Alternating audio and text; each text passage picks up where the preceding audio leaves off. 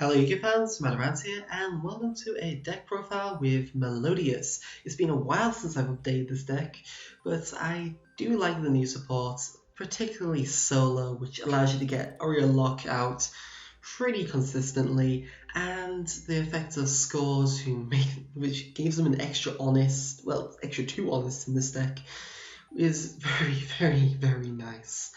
Particularly with now that I have my Summon of Illusions IRL, I have had a little bit more chance to play this deck in the Summon of Illusions form than I was before, so some things have changed. I'm still using Powerful Rebirth, but I may change that back to Call the Haunted.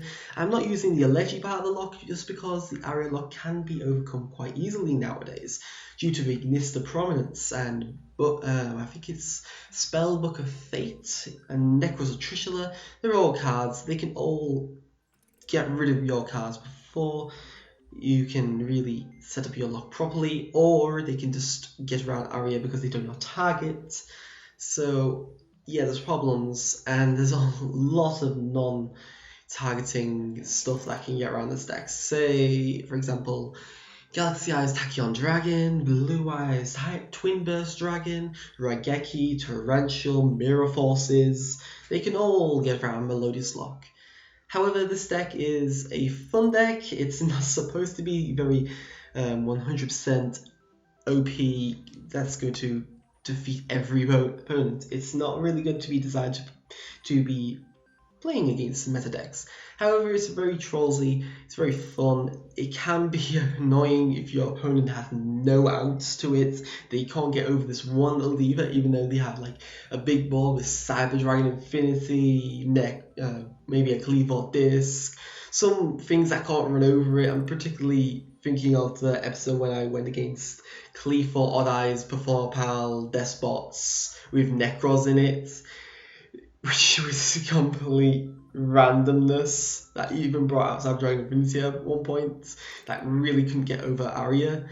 Their only out was Trishula and they couldn't get it out, so they just left.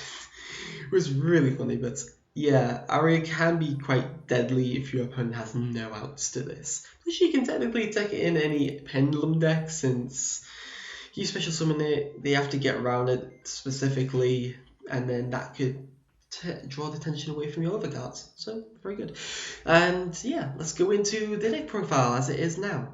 We have 2 Archlord Christia. I was originally trying to take this out of the deck a couple of months ago because I wanted it more to be Melodious and Bloom Diva orientated. But I've gone back to Christia because Christia is technically the boss monster of this deck. If you have 4 or more fairy types in your graveyard, well, you have exactly 4 fairy types in your graveyard, you can special summon it, and then target 1 fairy type in your graveyard add to your hand. It has the effects of Neo Player, it can special summon monsters, and if this face of card will be sent from the field to the graveyard, return to the top of the deck, which is very good. It can lock down your opponent with special summoning, so you have the Aria lock on board as well. That can be extremely deadly because they can't go into Ignista or Necros or Trishula or their outs. However, they can still be subject to Raigeki. So yeah, Archlord Christia is a very good card. However, it's bad late game because you're really not going to be able to bring it out unless you're getting rid of your fairies, and that's highly unlikely that you can do that. You can also special summon it out with Mazata, the Melodious Maestra. Mazata, the Melodious Maestra, has the effect of once per turn you can special summon 1 light fairy type from your hand. You can't special summon for the rest of the turn, except light monsters. So that's not going to be a problem in this deck. This deck, I think every monster except from Summoner Monk is light. Quite a lot of the extra deck is light based, so that restriction is not really relevant. It also gives you another beat stick, so you could basically Valhalla, Mozata, special summon, Archlord Christia. You've got a lockdown that can't special summon, and 2 over 26 beat sticks. So very good in that sense. You can also special summon the Aria lock in this way as well. So back onto the Aria herself. Aria the Melodious Diva has the very powerful effect of when she is special summoned, Melodious monsters you control cannot be targeted or destroyed They'll be targeted by card effects or destroyed by battle. They can be destroyed by card effects, so you can Regeki them. So originally they had a counterpart of Elegy that stops your monsters from being destroyed by card effects. However, she's level 5. That part of the lock is a bit harder to do. It requires Call of the Haunt instead of Powerful Rebirth, and I prefer Powerful Rebirth to rebuild my Arias and protect them from being destroyed by an MST. However, so it's not very effective because since it's level 5, you have to get into the graveyard somehow and do it that way. And she's not protected herself unless she is special summoned. So there's a lot of bugs with that point. However, the Aria lock itself is stable, easily brought out, and very annoying for your opponent to try it out. Then we have triple solo, the Melodious Songstress. Solo has the effect of Silent Dragon. When your opponent controls a monster and you control a monster, special summon it to your field from your hand. It also has the effect of when it's destroyed by battle, and since the graveyard, special summon a Melodious monster from your deck. This does not distinguish between high-level Melodious monsters and low-level Melodious monsters. So you can special summon your Aria lock and go in complete defense, or summon out Mozarta, say you've got an Arsenal Christian in hand, and you want to do it that way, or an Aria in hand, to do it further like that during the battle phase, and then just completely lock down your opponent after main phase 2. So Songstress is a lot of very good synergy in this deck, and it's a great support that they've released. Then we have 2 Canon to try and go for Exceed Summon. You can special summon itself if you control a Melodious monster, so she's alright. Then we have 2 Soprano. I'm thinking of maybe bumping this up to 3, just because I like my fusion options in this deck. When you special summon, tag a Melodious monster in your graveyard and add it to your hand, which is quite good for recruiting resources, say Solo or Aria that have been lost, or Sonata, or even Score or Muzada, depending on what you need, or try and clear out the graveyard for Arsenal Christia to come on the board. She also has the second effect of once per turn you can fusion summon a Melodious monster, fusion monster using monsters you control as materials. So she can only do it on the field, and she requires a cell. So you can summon out Bloom Diva, but you would require your Mozarta or your Shibata. You can summon it with any other Melodious monster, summon out Shibata. So she has good way of bringing out fusion summoning without polymerization, which isn't really synergized in this deck. If there had been more fusion support for this deck, I would say that it would be more likely used over Soprano. Then we have 2 Honest because it's a light deck and it's a deck that's quite defensive, so Honest helps in that sense.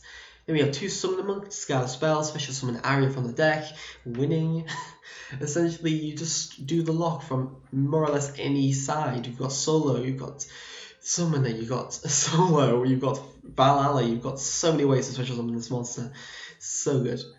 Although the annoying thing of it not being able to be tributed does annoy me with Summoner Illusions. I'll go on to that in a minute. Then we have Triple Sonata. She beefs up your beat sticks by increasing them by 500 attack if she is special summoned. If you control a Melodious monster, you can special summon her from your hand. So you can just essentially drop 3 of these in Aria, say she'll be in defense mode because you need to protect her, you don't want to get her mirror forced. You can have 3 1500 boosted monsters, so 3 2700 attack point monsters that cannot be destroyed by battle or targeted by card effects. Very powerful. Then we go on to the Summon of Illusions. This is the alternative way of getting out Bloom Diva, since I don't really want to fusion summon with Mozarta. So Summon of Illusions can get around this by tributing one of a monster to special summon a fusion monster from your extra deck. It is destroyed during the end phase, under that turn I should say actually. Whereas Bloom Diva cannot be destroyed by Calyx, so she cannot be destroyed by Summon of Illusions effect. Also, I'm now running Dire Drake the Universal Force, as it has the same protection. However, it is a 3500 beat stick, and that can be quite fun to use. So Summon of Illusions has a lot of things to provide for this deck.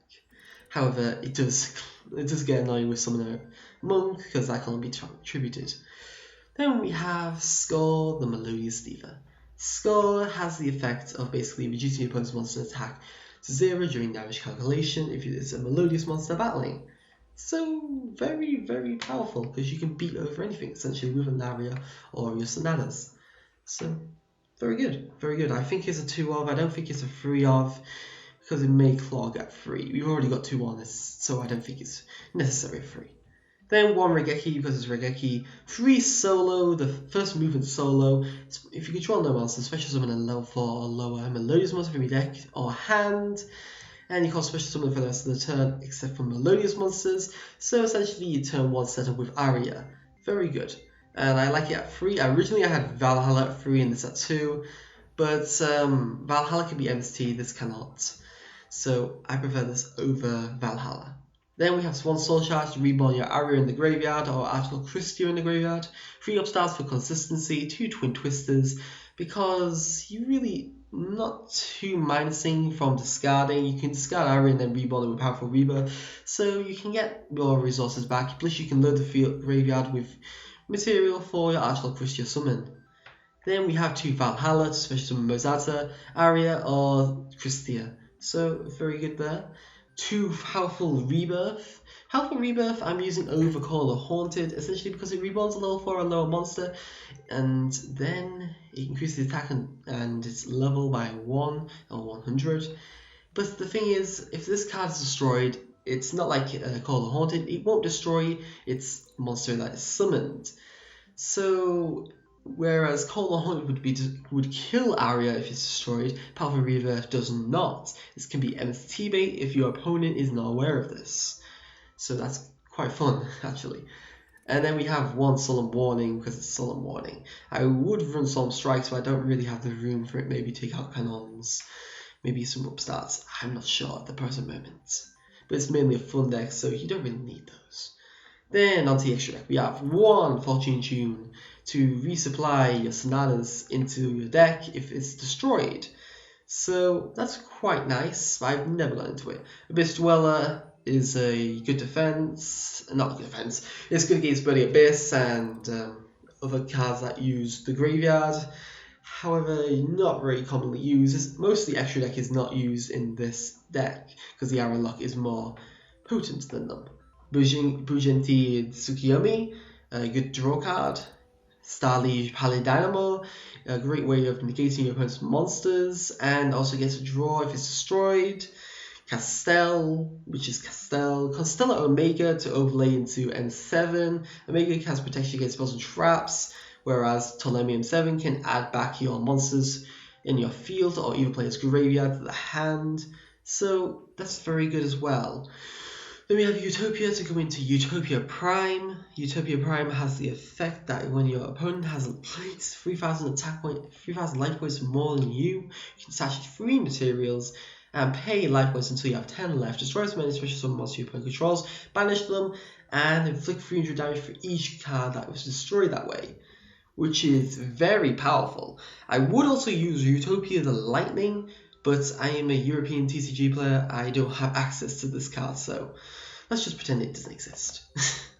But Prime itself can be used quite good in this. However, I've never made it, but in theory it does work.